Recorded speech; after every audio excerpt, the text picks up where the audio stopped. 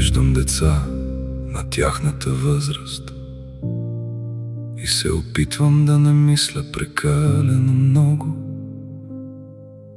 но понякога просто ме удря като нещо, което не мога да отблъсна. Не знам на къде вървят, нито какви хора са станали.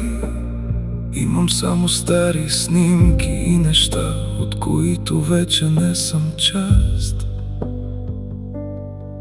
Не копнежа вдига най-много шум, а тишината, която идва след него.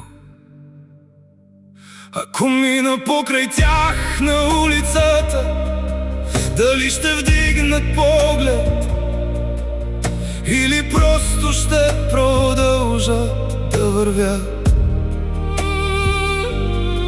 Сякаш никога не съм съществувал. Дали ще почувстват нещо или сега съм просто непознат?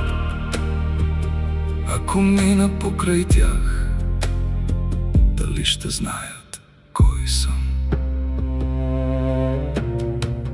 Има дни, в които си мисля, че може би ще ги позная, но те няма да познаят мен и точно това боли повече от всичко.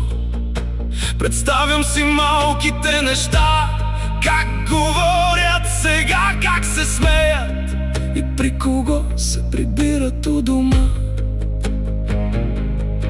Опитвам се да не пускам мислите твърде далеч, но мислите не спират. Ако мина покрай тях на улицата, дали ще вдигнат поглед или просто ще продължат да вървят? Сякаш никога не съм съществувал. Дали ще почувстват нещо или сега съм просто непознат? Ако мина покрай тях, дали ще знаят кой съм?